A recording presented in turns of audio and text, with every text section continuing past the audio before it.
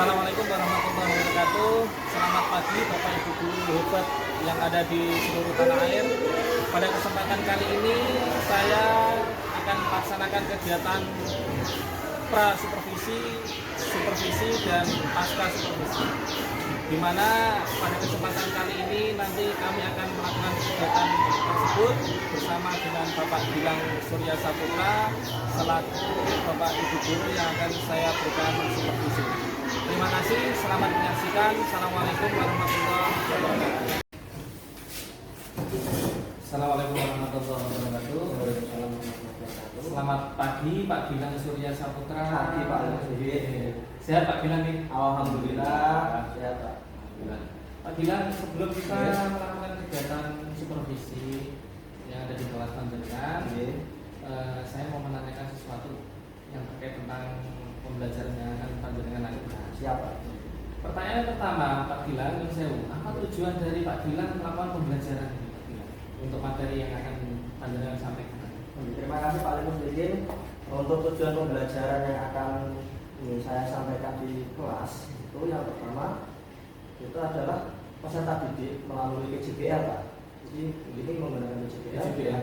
Peserta didik melalui KJBL diharapkan mampu menganalisis, membuat hasil analisis dan mempresentasikan dari hasil ini Pak. Hasil pembelajaran ini. Pembelajaran ini tujuannya adalah pada materi tentang ragam bias atau pola organis dan pola geometris, digrinya itu dengan baik. Gitu. Nah, seperti itu. Terus untuk area pengembangan yang akan panjenengan tidak lakukan atau tidak capai itu apa saja? Meliputi apa saja? Oke Pak. Untuk areanya meliputi ada dua Pak di sini, yaitu area secara konseptual dan area secara lokus Pak. Jadi untuk area secara lokusnya ini kami dengan kelas saya itu melakukan pembelajaran di luar. Dengan area yang akan kami capai adalah dengan adanya pembelajaran di luar, maka anak lebih bisa untuk menerapkan pembelajaran secara kontekstual. Oh gitu. Ya, seperti itu. Terus strategi apa yang bisa Anda persiapkan nanti untuk kegiatan pembelajaran ini? Oke. Strategi yang pertama yang dilaksanakan adalah yang pertama melaksanakan pembelajaran sesuai dengan perangkat yang sudah disediakan. Yang pertama, kemudian juga menciptakan suasana kelas yang kondusif. Kemudian menggiring anak supaya aktif dalam pembelajaran dengan cara yang benar. Oh, seperti itu. Iya. Terus apa yang perlu Anda perhatikan khususnya pada pembelajaran yang akan jenengan lakukan? Yang perhatian apa yang nanti akan jenengan berikan kepada anak yang khususnya menjadi perhatian penuh pada pembelajaran ini? Terima kasih Pak Ali. Kalau untuk perhatian khusus yang diberikan itu jelas, karena ini pendidikannya kan dilakukan secara pendekatan kontekstual dan dilakukan di luar sekolah atau di lingkungan terjun langsung ke area. Maka yang perlu diperhatikan adalah bagaimana anak tetap menjaga sikap dan menjaga kondisivitas yang baik. Karena jujur, ketika pembelajaran dilakukan di luar, apalagi berhubungan dengan artefak-artefak kuno yang memiliki nilai seni yang tinggi, jika anak itu guyonan atau melakukan sesuatu yang kurang positif bagi diri, maka akan berdampak pada alat itu sendiri atau objeknya. Jadi memang perlu perhatian khusus untuk memberikan frame atau framing pada anak itu supaya pembelajaran tetap sesuai dengan kurikulum. Ini kan rencananya Pak Gilang, nanti Pak Gilang akan melaksanakan pembelajaran di luar sekolah. Iya betul Pak. Apakah Pak Gilang ini sudah berkoordinasi dengan pihak terkait tentang perizinan segala macamnya Pak Gilang? Oke, terima kasih Pak Ali. Untuk perizinan itu sudah dilaksanakan jauh-jauh hari. Kebetulan yang penjaga itu juga rekan sendiri teman, ya. Jadi sebelum ke sana pasti mengabari. Terus meminta jadwalnya, kemudian kira-kira itu kosongnya kapan. Sebab kan yang menjaga itu tidak murni pure di situ dia menjaga, tapi juga mengajar di sekolah depan dari museum. Jadi harus reservasi dulu jauh-jauh hari supaya tidak mengganggu aktivitas. Berarti intinya sudah janjian terlebih dahulu Pak, biar jamnya juga tidak bentrokan dengan jam beliau mengajar. Iya. Jadi seperti berarti udah kenal Pak bilangnya sama Alhamdulillah. Alhamdulillah. Ya, alhamdulillah. Jadi kalau seperti itu kan apa namanya, kita juga bisa mengatasi segala sesuatunya nanti mungkin terjadi di sana ya. Iya, betul itu Pak. Terus dari pembelajaran yang Pak Gilang lakukan ini, kira-kira muatan positif apa nanti yang akan didapat oleh peserta didik ini? Iya. Untuk muatan positifnya Pak, yang dapat peserta didik yang pertama, mereka belajar secara kontekstual. Itu yang pertama, karena kan mereka juga belajarnya di lapangan, Ya, langsung tinjau lokasi, studi kasus seperti itu. Yang kedua, mereka akan lebih mengenal materi yang diberikan di situ langsung melalui sumbernya, yaitu narasumbernya langsung dari penjaga museum. Jadi tidak hanya guru yang menjelaskan, tapi dari pihak museum menjelaskan, ada tanya jawab, ada komunikasi di situ. Jadi mereka mendapatkan informasi tidak hanya dari gurunya saja. Berarti mereka melihat langsung melihat langsung dan mereka mengalaminya secara langsung ya. Berarti seperti itu, biar mereka juga tahu yang sesungguhnya seperti apa, dan mereka juga mendapatkan penjelasan dari bukan cuma gurunya saja gitu ya Pak Gilang ya. Terus ini Pak Gilang, setelah anak melakukan pembelajaran ini, kira-kira hal yang akan diberikan kepada anak terus sebagai refleksi panjenengan nanti melaksanakan pembelajaran ini ke depannya, ini seperti apa Pak Gilang? Iya Pak. Setelah anak melaksanakan pembelajaran di luar itu, biasanya saya memberikan sebuah kuis. Oh ya, kuis. Iya, kuisnya itu nanti modelnya saling berhubungan, saling berkaitan antara kuis 1, kuis 2, kuis 3. Di situ anak-anak menjawab sekaligus mengerjakan deskripsi, mengerjakan apa pengalaman mereka, terus kemudian apa yang mereka ketahui tentang ini menurut pandangan mereka. Mereka menceritakan kembali, terus mereka kemudian mempresentasikan itu. Tapi tentunya itu di pelajaran berikutnya. Iya, karena seketika itu. Iya, kalau seketika itu anak membuat, kemudian anak mempersiapkan, itu nanti untuk jam pelajarannya tidak mencukupi. Iya. Jadi harus dialihkan ke pertemuan berikutnya. Seperti itu Pak. Kira-kira itu berapa hari setelah pelaksanaan pembelajaran yang awal itu, maka untuk presentasinya Pak dikasih jeda waktu berapa, mungkin 1 minggu atau apa? Karena untuk mengobservasi, untuk membuat suatu laporan itu kan harus butuh waktu lama. Betul Pak.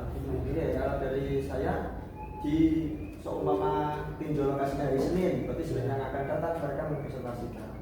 Berarti ada rentang waktu 1 minggu. Karena kan kalau waktunya itu terlalu singkat, itu anak-anak juga kesulitan. Iya. Karena kan mereka perlu waktu untuk mengobservasi, mencari informasinya lagi, kemudian mereka merekap data-data yang ada. Seperti itu Pak. Itu dibuat per kelompok apa per individu Pak?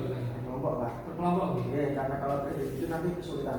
Kesulitan juga. Dan presentasinya lama. Iya, presentasinya lama karena ini Pak ya. Kalau misalnya kelompok itu kan antara satu dengan yang lain bisa saling mengisi ya Pak ya. Iya, bisa. Jadi informasi didapat dari sini kan gitu ya Pak.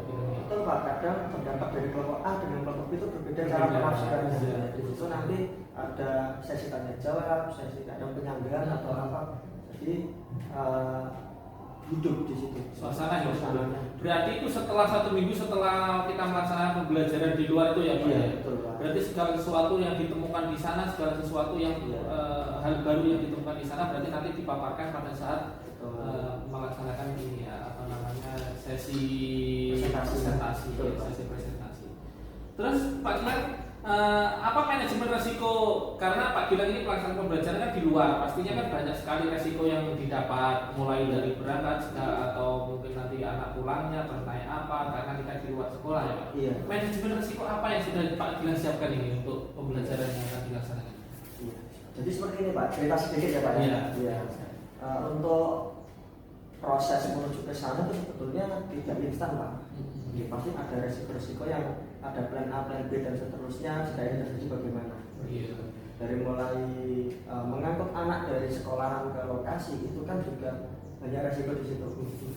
Iya, butuh prosesnya. Kemudian dari pihak saya pribadi menghubungi orang tua peserta didik yang memiliki kendaraan umum.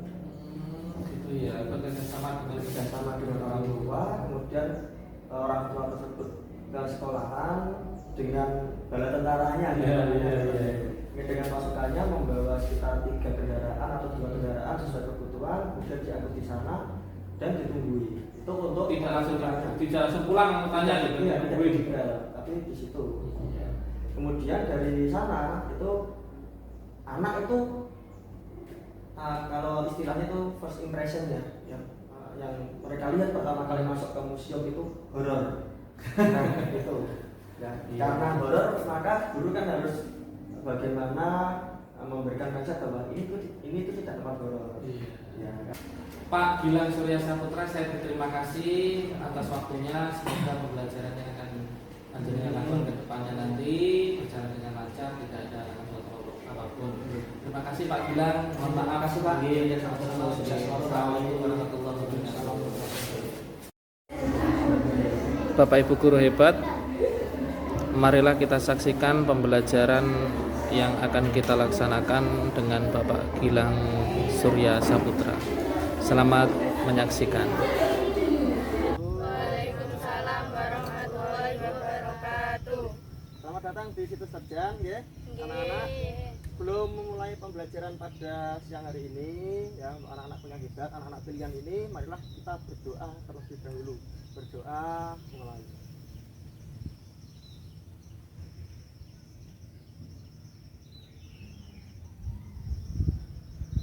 Terima kasih. Masih semangat semua? Masih. Kalau masih semangat, yuk tak uji sih, yuk. Tepuk semangat. Semangat. Jentolet-tolet, jentolet-tolet, jentolet-tolet. Asik. Oke, tepuk tangan semuanya. Oke. Terima kasih anak-anak hebat. Pagi hari ini kita sudah berada di situs Terjang atau Cagar Budaya Situs Terjang. Jadi situs ini tuh ada kaitannya dengan pembelajaran yang kemarin kita lakukan di Pelawangan, di Museum Pelawangan. Ini ada kaitannya. Jadi awalnya itu para peneliti dari Balai Arkeologi Yogyakarta di Prambanan tempatnya itu tim ahli mereka ke sini meneliti karena ada temuan situs pemujaan yang ada kepala hewan, ada kepala ada simbol-simbol pemujaan di sini, dan sebetulnya ini tuh luas dari sana sampai sana, dari tapal batas itu tanah itu ada tapal batas batu berdiri sampai dengan sana yang pohon mangga yang sebelah sana. Ini sebenarnya luas, ya. Para ahli itu sedang meneliti, setelah diteliti ternyata ada panggilan dari Pelawangan. Mereka ke sini, ya, datang kemudian melapor bahwa ada gentong yang di dalamnya rangka manusia yang kemarin sudah kita saksikan itu kan, yang bentuknya itu, nah, kubur makam tempayan namanya. Terus kemudian ditelitilah ternyata ada di sana, di sini ditinggal pada tahun itu. Nah, setelah sana diteliti selesai, baru ini dilanjutkan lagi. Ternyata kondisi sudah berubah, ada yang berserakan. Kemudian diteliti lagi, ditinggal peneliti lagi, kembali lagi ke sini, ada yang hidung ini buaya, ya, ini enggak, ini arca buaya, ya, ada yang terteges di sini. Nah, itulah, itu gambaran umumnya, ya. Nanti, ya, ada tanda-tandanya. Nanti kita akan belajar bersama tentang apa itu situs terjang, itu yang pertama. Kemudian membahas tentang simbol-simbol ikonik serta ragam-ragam hias. Kan ada kaitannya ini dengan semua mata pelajaran sebetulnya di sini. Ada simbol ragam hias, ada prasejarah, kemudian ada perhitungan tentang astronomi awal. Di sini juga termasuk untuk astronomi juga. Ada kaitannya semua, termasuk kenapa pohon ini, kenapa ini, sebetulnya semua sudah diatur sejak zaman dahulu. Nah, sampai di sini untuk tujuan pembelajarannya, apakah ada yang mau ditanyakan? Tidak. Tidak ada yang bertanya, Pak, kenapa seperti ini bundar? Kenapa ini kok lebih rendah daripada tanah? Kepikiran tidak? Kenapa seperti ini? Nah, Kenapa nanti ada ini, Pak? iya, Besi ini. iya, batasi. Kenapa ada gambar-gambar, ada gambar plus di situ, ya kan? Nanti di sana ada gambar bunder, ada shrednya, kemudian ada kepala banteng, kemudian ada tempat duduk, ada di sini. Nanti Pak Gilang jelaskan satu persatu. Oke? Nanti akan kita jawab semua pertanyaannya. Itu. Yang pertama, Ini namanya situs terjan. Kenapa dinamakan situs terjan? Karena diterjang. Betul. Karena diterjan. Ada nama lainnya di sini. Ya, silakan sambil HP-nya sambil dicatat ya. Sambil dicatat ya. Nama lainnya adalah situs Selodiri di sini. Ini Selodiri gitu. Selodiri sebenarnya itu di sini. Ini namanya situs Selodiri. Selo itu artinya batu. Diri itu diri, ya. Badan yang berdiri. Ya. Sebetulnya di sini itu mengandung banyak sekali unsur-unsur anatomis arca-arca hewan di sini. Biasanya kalau arca-arca di mana-mana kan arca-arca Makara yang bentuknya itu buto, ya kan? Ada yang arca singa yang diukir, tapi di sini tidak. Bentuk ragamnya berbeda-beda. Pengen tahu? Kita muter-muter dulu yuk. Yang pertama di sini dulu untuk yang di ini. Tanda plus. Jadi orang zaman dulu itu mengenal yang namanya simbol ikonik untuk astronomis. Ini adalah simbol tentang bumi, ya, tentang kehidupan manusia di bumi. Kemudian ada di sini ada seperti watu lumpang, ya, atau dasaran. Kemudian ini, nah ini sebetulnya adalah ini kepala. Kepala ini moncongnya di sini. Ini kepala, ya, bentuknya mirip dinosaurus, betul. Kemudian ini juga. Nah, yang lebih terlihat ada di sebelah ini dulu. Nah, ini ada mata, ya kan? Ini ada tanda penelitiannya. Ini tahun 74. Ini mata, kemudian ini rengget-rengget di kepala seperti ini, persis. Nah, ini juga sama. Ini giginya. Apa Pak itu? Ya, ini juga. Ini apa Pak? Sampingnya ini juga ada. Ini kelihatan giginya kan? Iya. Tuh, ini sudah di package mukanya. Mukanya sebelah mana? Nanti kita lihat bersama-sama. Kemudian, iya, ini ada yang unik. Batu ini ketetesan air itu sejak zaman dulu.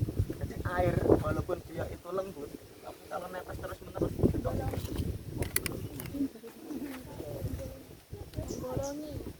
Kemudian ada ini, ada tangga tiga, Sofa. ada tangga. Sama bagian. Ini ada ukiran, ada ukiran semua. Ini kalau dibersihkan kita gosok ini kelihatan semua. Nah, ini menunjukkan simbol arah mata angin. Ya, sana. Sebelah mana? Timur. Sana timur. Ini baratnya sini kan urut. Ya, kemudian yang batu sebelah sana itu menghadap ke selatan. Kemudian yang ke sana menghadap ke utara. Jadi ini sebetulnya pusat dari peradaban pada saat itu. Mereka pemujaan di sini, melakukan kegiatan di sini. Nah, ini ada yang unik. Ya, belum masuk. Masuk di sini enggak apa-apa. Nah, ini ada simbol tentang bulan. Ya, simbol astronomis. Ada simbol zaman dahulu. Ini tidak hanya di Jawa, tetapi di Mesir, di Mesopotamia juga ada simbol seperti ini yang artinya sama maknanya. Nah, ini adalah kepala banteng yang masih utuh. Kepala banteng, iya. Ini yang masih utuh, ada mata, ada giginya, ya. Kemudian yang ini itu yang buaya. Ya, Pak Gilang masih ngonangi ini cucuknya. Rahangnya panjang. Dulu masih ada ya? Dulu masih ada, Pak. Sebelum kemudian baru-baru ini ya, 15 tahun terakhir itu dirusai. Masyarakat tidak dikenal. Ya. Oh berarti peranan-peranan Ya, itu. ini tuh panjang banget. Ya. Bukan buaya sebetulnya. Orang mengiranya itu ini nek ngarani itu pesut lodan. Kalau ini itu jawi. Jawi itu banteng betina, pesut lodan itu adalah hewan lumba-lumba seperti yang ada di Kalimantan. Itu dulu ada yang di Teluk Lodan. Jadi kalau menurut peta lama itu Pulau Jawa bagian utara ini itu pegunungan, kemudian yang sebelah Lodan itu teluk. Lodan itu teluk kemudian memanjang sampai Sampung, ujungnya di Sampung. Itu di peta kuno berbicara seperti itu. Lodan itu teluk. Nah, teluk itu perairan yang hangat. Dulu banyak rumput-rumput lautnya. Nah, mitos masyarakat mengatakan bahwa mohon maaf, Jawi bandeng betina itu biasanya mencari makan di sekitar situ, mencari rumput. Dan kemudian untuk lodannya, pesut lodan itu juga mencari makan di situ karena kan rumput-rumput dangkal hangat. Nah, terjadi simbiosis antara pesut dan banteng. Banyak juga pesut yang nyusu banteng. Ya, kan mamalia, sama-sama mamalianya kan, kadang ikut menyusu di situ. Ya, jadi ada hubungannya, ada kaitannya. Kemudian masyarakat mengabadikannya melalui arca ini. Ya, jadi manuskrip kunonya itu ada tulisan ditulis ulang oleh Mbah Raden Panji Takrib Mbah Guru, itu diceritakan semua seperti ini. Dan memang dikatakan bahwa sendang, terus terjan, sampung itu termasuk peradaban lama dan ada kaitannya dengan yang ada di Pelawangan, betul sekali. Jadi ada kata di Pelawangan, terus kemudian ada yang ada di Bongko, itu ada kaitannya. Gitu. Oke? Oke. Silakan anak-anak bisa melihat-lihat di sini, tidak apa-apa, ya. Saya kan sudah mendapatkan izin untuk ke sini. Apa? Ini pohon Borneo. Kalau orang Itu kayak pemantik. ini nama pohon. Ada nama biologinya, ada nama latinnya. Jadi di sini itu dulu Petualangan Sinopati. Pateri. ya bisa disaksikan itu ukiran sudah lama sekali. Bahkan dari Borobudur itu lebih lama ini karena ini kan sebelum Masehi.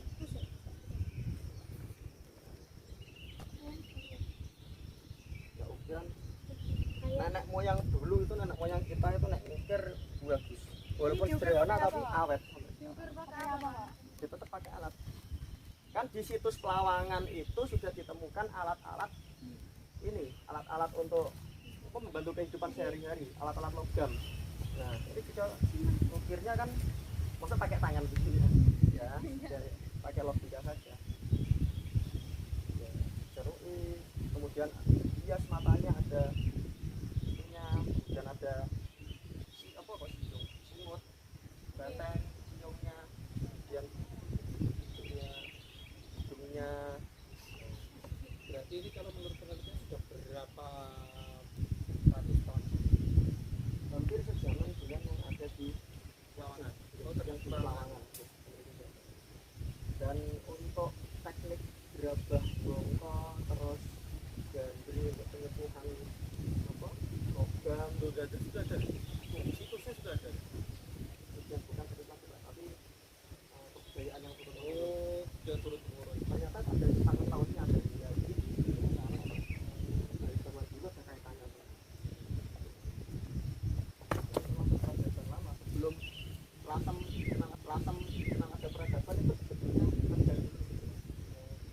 Kalau kisahnya kan dari Pisendang itu yang buka alas Sendang ini, kemudian bersama pasukannya itu semakin ke barat dari Terahan itu berdiam selama berpuluh-puluh tahun dulu, baru ke barat lagi sampai ke Sulo, Pucang Sulo. Kalau Pucang Sulo itu di daerah Silogo sampai Joglo, daerah itu dulu itu tebing pantai Pak. Tebing pantai. Jadi lautnya itu laut. Jadi kalau duduk kuburan di daerah sana itu masih bisa ditemukan sampai harta juga, emas masih ada juga. Iya Pak, masih ada juga. Masih ada kalau untuk kuburan itu kedalaman sekian masih ada. Konon kan dari peradaban di sini kena tsunami, letusan Muria itu runtuh bukan karena tsunami di menghantam lereng-lereng perbukitan. Berarti tetesan air sampai dari dulunya katanya gitu. Jadi posisinya di sini terus yang ini. Nah terus sampai sampai di yang Dalamnya berapa? nggak tahu Pak. Ini masih ya Pak? Lumayan kan? Sudah lama lah. lumayan sempit. Airnya berarti kan lumayan lama ini. Tetesan air padahal ya bisa enggak? masalah tetesan air bentuknya kan memang apa namanya membentuk pola sendiri. Ada yang mau ditanyakan Mas Pak Gilang monggo. Makan yang mau bertanya. Apanya? Iya, Pak. Itu asalnya apa? Dari tebing-tebing. Ya tebing ini kan kalau kita lihat kan batunya ini batuan Karang. iya dari karang. Laut berarti Pak nih. Betul, dulu Dulunya. ini laut semua. Lah kok bisa ada pulaunya? Nah itu karena kan ada proses yang namanya perairan biasa, terus kemudian pada masa Indonesia sendiri itu misalnya ada kekeringan, ada itu kan gejolak itu Berarti karang Pak. faktor alam ya. Kalau kita lihat di pertambangan tadi kan apa namanya untuk tebingnya itu ada garis-garisnya. Garis-garis itu kan terlihat, ya kan? Ada garis bekas airnya. Seperti di sini itu peradaban melaut semua. Dan ini termasuk peradaban awal dulu. Kalau kisahnya kan di Sengdang atau orang yang buka alas di Sengdang. Ya buka alas itu orang yang membuat desa pertama kali Namanya Ki Sendang. di Sengdang. Ya, di Sengdang itu tulisannya yang tulis itu dari manuskrip Cina. Jadi kalau mungkin di sini itu Ki Sendang. Ki Sendang. Iya, kalau ejaan di sininya itu. Itu dulu kan tiba pertama kali itu di Pelawangan dan di situ disebutkan Pelawangan itu sudah rawa-rawa. Jadi sudah ada laut di sebelah situ dari Pelawangan kemudian berjalan sampai sini ke selatan terus mengikuti intuisi atau mengikuti wisi ing gaib ya ke sini terus kemudian membuat hutan di situ membuat perkampungan pertama yang namanya Tanjung Putri. Dulu namanya itu kalau di Jawa kan Tanjung Putri kalau sekarang mungkin Tanjung Sari atau apa bukan gitu ya ada hubungannya semua. Kalau di sini itu memang tempat pemujaan yang kuno banget sebelum Islam masuk ke Jawa bahkan sebelum itu Buddha masuk itu sudah. Makanya di sini kan tidak ada artefak yang mirip dengan artefak Hindu atau Buddha kan, semuanya asing semua di sini. Kemudian bentuk matahari, bulan, bintang, bahkan bumi itu masih simbol-simbol sederhana, masih ikon, tidak ikonografi. Ada pertanyaan lagi? Nah, setelah riset ini kalian lakukan, nanti kamu boleh mengambil informasi yang lebih detail lagi di internet ya tentang situs terjan atau situs Selodili namanya, bisa kamu lengkapi lagi.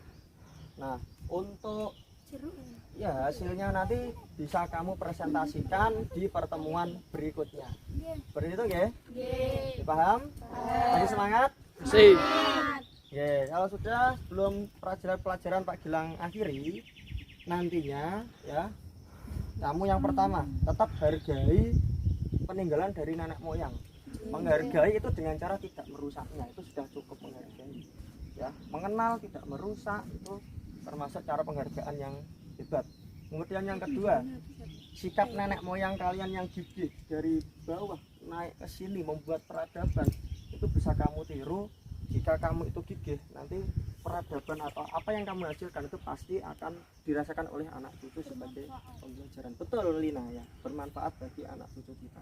Seperti itu. Pon dari Pak Gilang cukup, atur nuwun. Pelajaran kita akhir dulu ya. Sampai jumpa di pertemuan berikutnya. Matur nuwun. Assalamualaikum warahmatullahi wabarakatuh. Waalaikumsalam warahmatullahi wabarakatuh. Bapak Ibu guru hebat, kita sudah melaksanakan kegiatan supervisi. Setelah itu marilah kita saksikan kegiatan pasca supervisi yang tadi sudah dilakukan oleh Bapak Gilang Surya Saputra pada saat melaksanakan supervisi. Selamat menyaksikan.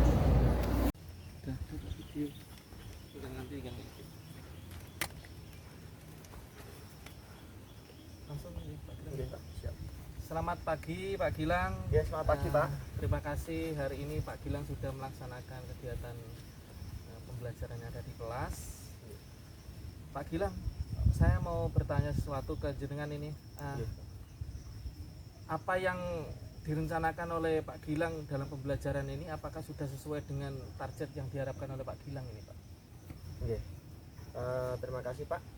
Untuk pembelajaran yang sudah direncanakan kemarin, alhamdulillah ini ada targetnya, Pak. Untuk pembelajaran di hari ini ada targetnya. Itu anak-anak sudah memahami, terus kemudian anak-anak juga bisa mengidentifikasi yang ada di sini dan bisa menganalisis dan membuat rangkuman hasil analisis juga. Berarti tadi Pak Gilang sudah menjelaskan tentang kesinambungan antara situs yang satu dengan situs yang lain, termasuk ada situs yang rangka manusia itu dengan situs ini. Berarti itu anak-anak sudah mengerti tentang kesinambungannya antara yang satu dengan yang lain, sudah paham gitu? Iya, Pak. Tadi ketika saya melontarkan pertanyaan terkait kesinambungan itu, anak-anak ternyata sudah memahami dan bisa mengidentifikasinya kesinambungannya di mana dan bisa menganalisis mengapa ada ketersambungan. Anak sudah tahu, Pak. Ternyata, Pak, bisa menjelaskan kembali bahwa situs terjan ini itu memang berkaitan dengan situs yang ada di Lawangan yang rangka manusia, yang ada kuburan. Yang kemarin kita ke sana itu gimana? Yang kemarin pembelajaran di sana gitu. Iya, betul, Pak. Seperti itu, Pak. Terus selama pembelajaran ini, Pak, mulai dari kita berangkat dari sekolah tadi sampai kita ke situs ini, apakah ada kendala, Pak? Mungkin dalam pembelajaran atau dalam mungkin keberangkatan kita nanti ke sini itu ada kendala apa, Pak, kira-kira? Iya, yang pertama kendala itu jelas di ini, Pak, medannya, Pak. Medannya, Pak. Ya, medan untuk menuju ke sini itu walaupun jalannya rata itu memang medannya agak sulit karena di pegunungan, di perbukitan. Iya. Ya, untuk kendala pembelajarannya itu yang pertama mengondisikan dulu anak-anak yang ada di sekolahan sebelum ke sini, itu memang perlu pengondisian ekstra supaya anak-anak bisa satu pemikiran, satu frame bahwa di sini kita ngapain nantinya dan tidak melakukan kegiatan di luar yang sudah dikonsepkan. Oh, gitu. Takutnya kalau bahasa Jawanya itu ngeratil, Pak. Ngeratil, rusak caranya. Betul, seperti itu. Supaya tidak terjadi itu. Ini tadi berarti yang ikut perwakilan dulu atau nanti gantian, Pak? Karena mungkin yang diajak ini kan tidak sepenuhnya di kelas, Pak. Mungkin tujuannya Pak Gilang biar lebih mudah mengkondisikan gitu, Pak Gilang. Mengambil sampel dulu ke sini, ya, karena kalau sampel ini kita ketahui anak-anak bisa dikondisikan, maka kedepannya juga alhamdulillah pasti bisa dikondisikan. Pasti seperti itu, ya, Pak. Berarti ini menjadi tolak ukur kedepannya, Pak Betul, Gilang. seperti itu, Pak. Terus bagaimana cara mengatasi kendala-kendala yang ada ini, Pak? Bagaimana caranya? Iya, Pak. Untuk mengatasi kendala-kendala yang ada dari kendala-kendala tadi itu, ya memang yang pertama seperti yang dulu pernah saya bicarakan untuk framingnya itu membuat kerangka terlebih dahulu, kerangka tujuan pembelajarannya. Ya, itu yang pertama. Karena kalau ada kerangka itu masalah yang ada nanti kendalanya bisa kita antisipasi. Kalau kita melenceng sedikit seperti tadi ada anak-anak yang bertanya, Pak, kenapa yang di sana bukitnya terlihat seperti itu, Pak, seperti kayak di laut, Pak, apakah ini dulu laut? Nah, itu kan juga melebar dari apa yang diajarkan, tetapi guru kan harus bisa menjelaskan ketersinambungan itu semua. Terus kendala lagi termasuk kendala di medan, ya kendala bertemu truk, itu kan juga kendala-kendala kan yang harus kita antisipasi. Ya, kita sebagai orang yang kesini atau tamu yang kesini juga tidak boleh seenaknya sendiri, harus mengalah, harus apa. Terus kesini juga kita kula nuwun, jika ada anak-anak yang mau gratil juga kita kode supaya tidak gratil. Itu juga termasuk pengondisian dan cara untuk menanggulangi yang melenceng frame yang ada. Seperti itu, Pak. Terus untuk kedepannya Pak Gilang ini, refleksi yang akan jenengan lakukan nanti pada saat jenengan melakukan pembelajaran yang seperti ini lagi, pastinya kan nanti ada anak yang lain yang datang ke sini, karena bukan cuman anak ini saja. Betul, karena ini mungkin kita menjadi tolak ukur saja buat kedepannya. Nanti untuk refleksi kedepannya ini bagaimana, Pak Gilang? Iya, Pak. Untuk kedepannya mungkin akan dilakukan pembelajaran yang lebih menarik lagi, karena kan ini kan kita di jam pagi, mungkin di kelas lain kita di jam siang. Ya kan mungkin terjadi kalau di sini di perbukitan kan agak panas, bagaimana cara mengondisikan peserta didik supaya mereka tetap enjoy dalam pembelajaran. Kalau kita pagi ini kan diuntungkan karena cuaca masih fresh. Ger ya, Pak. Pak. Iya, Pak. Oke. Terima kasih Pak Gilang. Hari ini luar biasa. Semoga pembelajaran di hari ini, pertemuan kita di hari ini juga mendapatkan keberkahan dari Allah Subhanahu wa taala. Semoga anak-anak juga apa yang mereka harapkan dapat terwujud, dapat tercapai. Terima kasih sekali lagi. Terima kasih Pak Gilang. Assalamualaikum warahmatullahi wabarakatuh. Waalaikumsalam warahmatullahi wabarakatuh.